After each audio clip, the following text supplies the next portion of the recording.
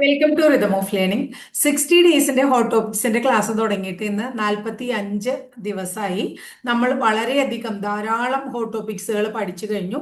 കൂടാതെ ഇനി എന്താണെങ്കിൽ ചെറിയ കുട്ടി കുട്ടി ഹോട്ട് ടോപ്പിക്സ് ഉണ്ട്. അതായത് പലപ്പോഴും ചെറിയ ചെറിയ കാര്യങ്ങളാണ്, പക്ഷെ അത്ര എന്താ പറയാ ഡീറ്റെയിൽഡ് ആയിട്ട് നമുക്ക് പഠിക്കാനില്ല എന്നുള്ളത്. ഇപ്പൊ എക്സാമ്പിൾ പറയുകയാണെങ്കിൽ ഒരു കാര്യത്തെക്കുറിച്ച് ഒരെണ്ണം മാത്രമേ പഠിക്കാവുള്ളൂ. അപ്പോൾ ഇപ്പൊ സ്ഥിരമായിട്ട് പരീക്ഷയ്ക്ക് ചോദിക്കുന്ന ഒരു ചോദ്യമാണ് ഇന്ത്യയിലെ ആദ്യത്തെ എന്താണ് വനിതാ സർവകലാശാല ഏതാണ്? അപ്പൊ നമുക്കറിയാം നാദിബായി താക്കറെ വനിതാ യൂണിവേഴ്സിറ്റിയാണ്. അത് സ്ഥാപിച്ചത് DK കാർവെയാണ്. അതുപോലെ തന്നെ ഇപ്പൊ ഇന്ത്യയിലെ ചില ചില യൂണിവേഴ്സിറ്റികൾ ഒരു പേരും അത് എവിടെയാണെന്നുള്ളത് നമുക്ക് പഠിക്കണം. അങ്ങനത്തെ ചോദ്യങ്ങൾ ചോദിച്ചാലോ?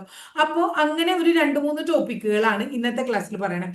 അപ്പൊ ആദ്യം തന്നെ നമ്മൾ ഇന്ത്യയിലെ ആദ്യത്തെ വനിതാ സർവകലാശാല അതെല്ലാവർക്കും അറിയാം അല്ലെ? വനിതാ യൂണിവേഴ്സിറ്റി നമ്മൾ പഠിച്ചിട്ടുള്ളതാണല്ലോ. എന്താണ് അതിന്റെ പേര്? ശ്രീമതി നാദിബായ്. ശ്രീമതി നാദിബായ് നാദിബായ് ദാമോദർ താക്കർ. ശ്രീമതി നാദിബായ് ദാമോദർ താക്കർ വുമൺസ് യൂണിവേഴ്സിറ്റി എന്നാണ് ഇതിന്റെ പേര്. മുംബൈയിലാണ് അതിന്റെ ആസ്ഥാനം.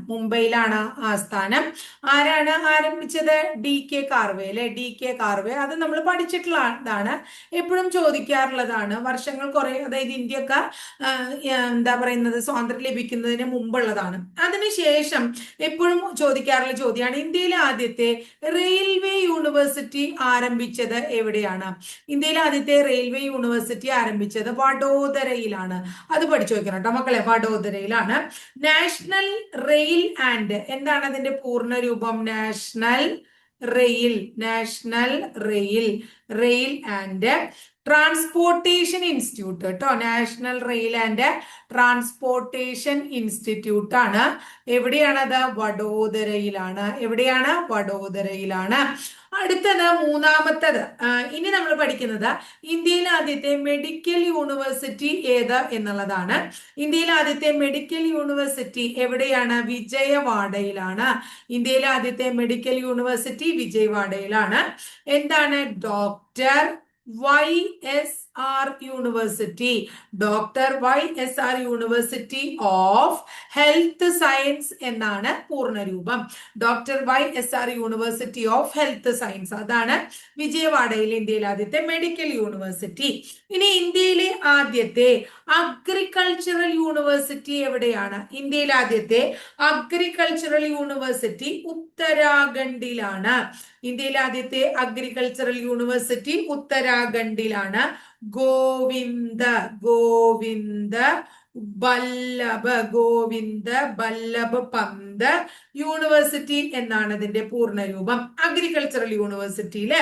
ഇനി അടുത്തത് ഇന്ത്യയിലെ ആദ്യത്തെ യോഗ യൂണിവേഴ്സിറ്റി ഒന്ന് പഠിക്കോ?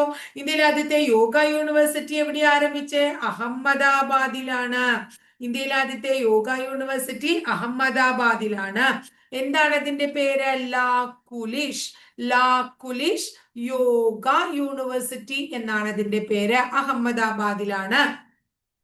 അടുത്തത് ഇന്ത്യയിലെ ആദ്യത്തെ കായിക യൂണിവേഴ്സിറ്റി അഥവാ സ്പോർട്സ് യൂണിവേഴ്സിറ്റി.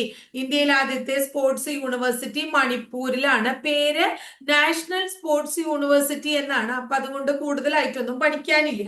ഇനി അടുത്തത് ഇന്ത്യയിലെ ആദ്യത്തെ ആയുർവേദ യൂണിവേഴ്സിറ്റി എവിടെയാന്ന് പഠിക്കുക. ഇന്ത്യയിലെ ആദ്യത്തെ ആയുർവേദ യൂണിവേഴ്സിറ്റി ഗുജറാത്തിലെ ജാംനഗർ എന്ന് പറയുന്ന സ്ഥലത്താണ്. അതിന്റെ പേര് ഇതാണ്, ഗുജറാത്ത് ആയുർവേദ യൂണിവേഴ്സിറ്റി എന്നാണ്. അപ്പൊ പഠിക്കാനൊന്നും ബുദ്ധിമുട്ടില്ല. ഗുജറാത്ത് ആയുർവേദ യൂണിവേഴ്സിറ്റി എന്നാണ് പേര്. ഇനി ഇന്ത്യയിലെ ആദ്യത്തെ ഡിഫൻസ് അഥവാ പ്രതിരോധ യൂണിവേഴ്സിറ്റി. ഇന്ത്യയിലെ ആദ്യത്തെ ഡിഫൻസ് യൂണിവേഴ്സിറ്റി ഏതാണ്? ഇന്ത്യൻ നാഷണൽ ഡിഫൻസ് യൂണിവേഴ്സിറ്റി എന്നാണ് അതിന്റെ പേര്. Indian national defence university. Indian national defence university എന്നാണ് അതിന്റെ പേര്. അത് ഹരിയാനയിലെ ഗുരുഗ്രാമിലാണ് നിലവിൽ വരുന്നത്. വരാൻ പോണേ ഉള്ളൂ. ഹരിയാനയിലെ ഗുരുഗ്രാം ഇന്ത്യയിലെ ആദ്യത്തെ ഡിഫൻസ് യൂണിവേഴ്സിറ്റി. ഇനി അടുത്തത് ഇന്ത്യയിലെ ആദ്യത്തെ നിയമ സർവകലാശാല national law school of India. National law school of India എന്നാണ് അതിന്റെ പേര്. ബാംഗ്ലൂർ ആണ്. National law school of India. National law school law school of India university എന്നുണ്ട്. National law school of India university എവിടെയാണ്? ബാംഗ്ലൂരാണ്. ഇത്രയും കാര്യം ക്ലിയർ ആയല്ലോ. മെഡിക്കൽ യൂണിവേഴ്സിറ്റി പറഞ്ഞു, നിയമ സർവകലാശാല പറഞ്ഞു. ഇനി ഇന്ത്യയിലെ ആദ്യത്തെ ആദിവാസി യൂണിവേഴ്സിറ്റി ആണ് പഠിക്കാൻ പോണേ. ഇന്ത്യയിലെ ആദ്യത്തെ ആദിവാസി യൂണിവേഴ്സിറ്റി അമർകണ്ടകിലാണ്. അമർകണ്ടക് മധ്യപ്രദേശിലാണ്. അമർകണ്ടക് എവിടെയാണ്? മധ്യപ്രദേശിലാണ്. ഇന്ദിരാഗാന്ധി നാഷണൽ ട്രൈബൽ യൂണിവേഴ്സിറ്റി എന്നാണ് അതിന്റെ പേര്. ഇന്ദിര അല്ലെ, ഇന്ദിരാഗാന്ധി നാഷണൽ ട്രൈബൽ യൂണിവേഴ്സിറ്റി.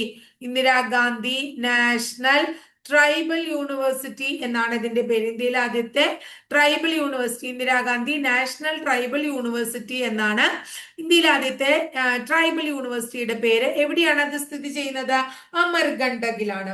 ഇനി ഒന്നും കൂടെ പഠിക്കണം. ഇന്ത്യയിലെ ആദ്യത്തെ ഹാൻഡിക്യാപ്ഡ് യൂണിവേഴ്സിറ്റി, ഇന്ത്യയിലെ ആദ്യത്തെ വികലാംഗർക്കുള്ള യൂണിവേഴ്സിറ്റി, ഹാൻഡിക്യാപ്ഡ് യൂണിവേഴ്സിറ്റിയുടെ പേര് ജഗദ്ഗുരു രാമഭദ്രാചാര്യ ഹാൻഡിക്യാപ്ഡ് യൂണിവേഴ്സിറ്റി എവിടെയാണ്? UP ആണ്. ജഗദ്ഗുരു രാമഭദ്രാചാര്യ ഹാൻഡിക്യാപ്ഡ് യൂണിവേഴ്സിറ്റി എവിടെയാണ്? UP ആണ്. ക്ലിയർ ആയില്ലേ? ഇനി അപ്പോ എന്താ പറയുന്നത്? ഇനി അടുത്തത് കേന്ദ്ര കായിക സർവകലാശാല പറഞ്ഞു അല്ലെ. കേന്ദ്ര കായിക സർവകലാശാല നാഷണൽ സ്പോർട്സ് യൂണിവേഴ്സിറ്റി എവിടെയാണ്? മണിപ്പൂരിലാണ് കേട്ടോ. അപ്പൊ ഇത്രയാണ് നമ്മുടെ എന്താ പറയുന്നത് യൂണിവേഴ്സിറ്റികളുമായിട്ട് റിലേറ്റഡ് ആയിട്ട് നമുക്ക് പഠിക്കാനുള്ള കാര്യങ്ങൾ. ഇത്രയൊന്ന് ഓർത്തു വെക്കാൻ നമ്മൾ സ്ഥിരമായിട്ട് യൂണിവേഴ്സിറ്റികളെ കുറിച്ച് ചോദിക്കുന്നുണ്ട്. അപ്പൊ ഇതൊക്കെ ചോദിച്ചാലോ എന്ന് വെച്ചിട്ടാണ്. ഇനി ആരാണ് റെഡ് ഡാറ്റ ബുക്ക് പ്രസിദ്ധീകരിക്കുന്നത്? അതുപോലെ തന്നെ എന്താ പറയാ നമ്മുടെ IUCN ആസ്ഥാനം എവിടെയാണ്? റെഡ് ഡാറ്റ ബുക്കിൽ ഇടം നേടിയിട്ടുള്ള കേരളത്തിലെ വന്യജീവി സങ്കേതം ഏതാണ്? അങ്ങനെയൊക്കെ പറഞ്ഞ പരീക്ഷയ്ക്ക് ചോദിക്കുന്നുണ്ട്. അപ്പൊ IUCN എന്താണ്? ഇന്റർനാഷണൽ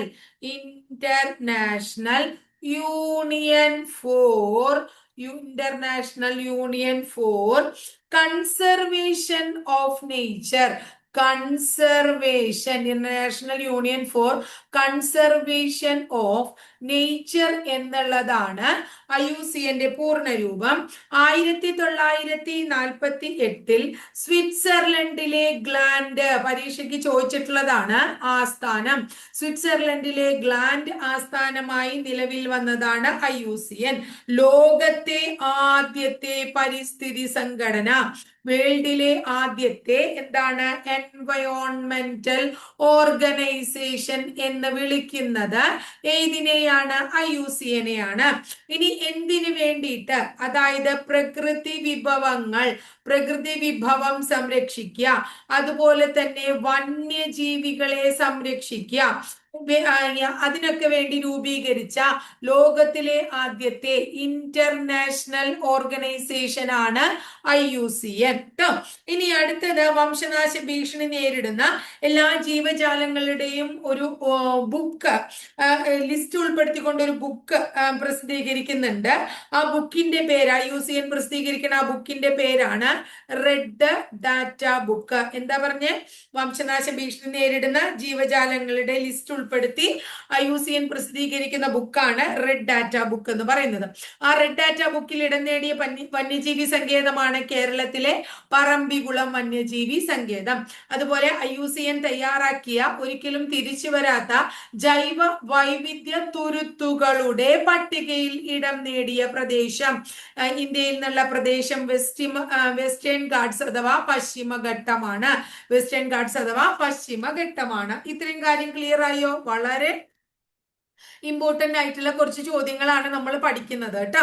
അപ്പൊ അതുപോലെ തന്നെ അടുത്ത ഭാഗമാണ് അടുത്തത്. നമ്മൾ കണ്ടൽ വനങ്ങൾ എന്ന് പറയുന്ന ഭാഗം പരീക്ഷയ്ക്ക് എപ്പോഴും ചോദിക്കാറുണ്ട് അല്ലെ. കണ്ടൽ വനം, ആദ്യം തന്നെ കണ്ടൽ വനങ്ങൾ എന്താണെന്ന് നമ്മൾക്ക് മനസ്സിലാക്കാം. എന്താണ് കണ്ടൽ കാടുകൾ?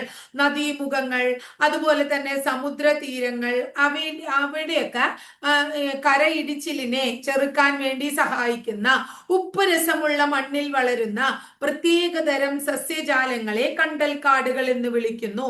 അപ്പൊ കണ്ടൽക്കാടുകൾ ഉപ്പുരസമുള്ള മണ്ണിലാണ് വളരുന്നത് എന്ന് മനസ്സിലാക്കാം. എന്തിനു സഹായിക്കുന്നു? നദീമുഖം, അതുപോലെ തന്നെ സമുദ്രതീരം എന്നിവിടങ്ങളിൽ കര ഇടിച്ചിലിനെ പ്രൊട്ടക്ട് ചെയ്യാനായിട്ട് സഹായിക്കുന്നതാണ്. അതായത് ഇവരുടെ വേരുകള്, ഈ കണ്ടൽ ചെടികളുടെ വേരുകള് കേട്ടോ. അപ്പോ എന്താ പറയാ, മത്സ്യങ്ങള്, അതുപോലെ തന്നെ പക്ഷികള്, സസ്തനികൾ എന്നിവ ഇവിടെ നിരവധി ജീവികളുടെ വാസസ്ഥലം കൂടിയാണ് ഏത്? കണ്ടൽക്കാടുകൾ. ഇത് ഞാൻ വെറുതെ എഴുതണില്ല, പറയുന്നുള്ളൂ. കണ്ടൽക്കാടുകള് പ്രധാനമായിട്ട് കാണപ്പെടുന്നത് കായലും കടലും ചേരുന്ന ഭാഗത്താണ്. കായലും കടലും ചേരുന്ന ഭാഗത്താണ് എന്ത് കാണപ്പെടുന്നത്? അതല്ലേ ഉപ്പുരസമുള്ള മണ്ണ് എന്ന് പറയുന്നത്, ഇത് കാണപ്പെടുന്നത്. ഇനി അടുത്തത് ഗംഗ ബ്രഹ്മപുത്ര ഡെൽറ്റകളിൽ കാണപ്പെടുന്ന വനങ്ങളെയാണ് നമ്മൾ എന്ത് വിളിക്കുന്നത്? സുന്ദർബൻസ് അല്ലെ? സുന്ദർബൻസ്, ഗംഗ സുന്ദർബൻസ്, അതെന്താണ്? കണ്ടൽ വനങ്ങളാണ്. അങ്ങനെ കണ്ടൽ വനങ്ങൾ അടുത്ത ഭാഗം എപ്പോഴും ചോദിക്കാറുള്ളത്, ഏറ്റവും കൂടുതൽ കണ്ടൽ വനങ്ങൾ കാണപ്പെടുന്ന സ്റ്റേറ്റ് ഏത് എന്ന് ചോദിച്ചു കഴിഞ്ഞാൽ വെസ്റ്റ് ബംഗാൾ പറയും. ഏറ്റവും കുറവുള്ള സ്റ്റേറ്റ് ചോദിക്കണ വെച്ചാൽ നമ്മൾ കേരളം പറയും. ഏറ്റവും കൂടുതലുള്ള സൗത്ത് ഇന്ത്യയിലെ സ്റ്റേറ്റ് ആണ് നമ്മളോട് ചോദിക്കുന്നതെങ്കിൽ സൗത്ത് ഇന്ത്യൻ സ്റ്റേറ്റ് ആന്ധ്രാപ്രദേശ് പറയും. ഏറ്റവും കൂടുതലുള്ള യൂണിയൻ ടെറിട്ടറിയാണ് ചോദിക്കണ വെച്ചാൽ ആൻഡമാൻ പറയും. ഇപ്പോ കണ്ടൽക്കാടുകൾ കൂടുതലുള്ള സംസ്ഥാനം വെസ്റ്റ് ബംഗാൾ, കുറവുള്ള സംസ്ഥാനം കേരളം, സൗത്ത് ഇന്ത്യയിൽ കൂടുതലുള്ളത് ആന്ധ്രാപ്രദേശ്, ഏറ്റവും കൂടുതലുള്ള യൂണിയൻ ടെറിട്ടറി ഏതാണ്? ആൻഡമാൻ ആണ്.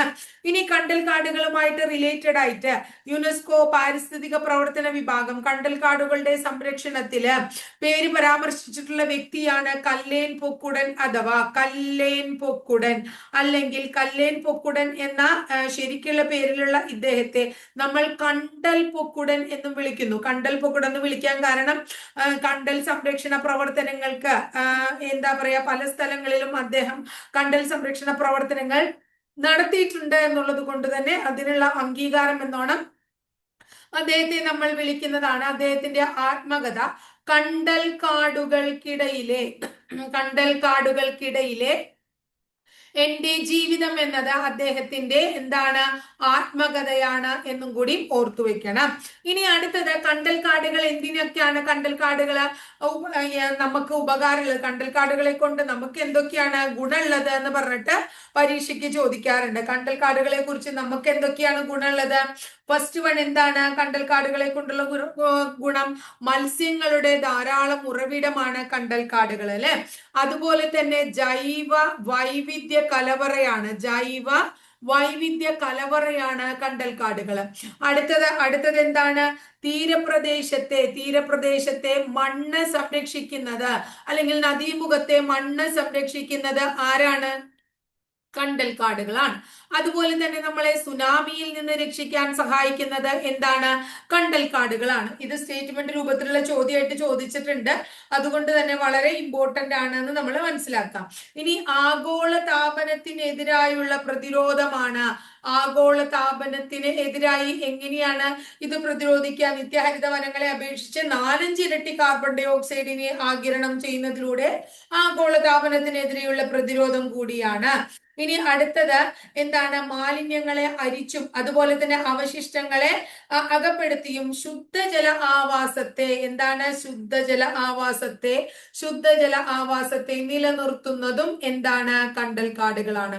അപ്പൊ കണ്ടൽ വനം എന്താണ്? IUCN-ഉമായിട്ട് റിലേറ്റഡ് ആയിട്ടുള്ള കാര്യങ്ങള്, ഇന്ത്യയിൽ ആദ്യത്തെ പ്രധാനപ്പെട്ട കുറച്ച് യൂണിവേഴ്സിറ്റികൾ ഇത്തരം കാര്യങ്ങളാണ് ഇന്നത്തെ ക്ലാസ്സിൽ പഠിച്ചത്. അപ്പൊ 3 പ്രധാനപ്പെട്ട ടോപ്പിക്സ് ആണ്. അടുത്ത ക്ലാസ്സുകളിൽ ഇതുപോലത്തെ തന്നെ കുട്ടി ടോപ്പിക്സുകളായിരിക്കും നമ്മൾ പഠിക്കുന്നുണ്ടാവുക. 15 ദിവസം കൂടി കഴിയുമ്പോൾ ക്ലാസ്. അപ്പൊ നമ്മുടെ എന്ത് കഴിയും? ഈ കണ്ടൽക്കാടുകൾ എന്താ പറയാ, ഹോട്ട് ടോപ്പിക്സുമായിട്ട് റിലേറ്റഡ് ആയിട്ടുള്ള ക്ലാസ്സുകൾ കഴിയും കേട്ടോ. അപ്പൊ ഇത്രയേ ഉള്ളൂ. വളരെ ഇമ്പോർട്ടന്റ് ആണ് ഹോട്ട് ടോപ്പിക്സ്. ഓരോ ഭാഗവും അരിച്ചു പെറുക്കി ക്വസ്റ്റ്യൻ പേപ്പറിന്റെ മുക്കും മൂലയുള്ളത് വരെ ഞാൻ നിങ്ങൾക്ക് പറഞ്ഞു തരുന്നുണ്ട്. അപ്പൊ അതിന്റെ ഇമ്പോർട്ടൻസ് എടുത്ത് പഠിക്കണം കേട്ടോ.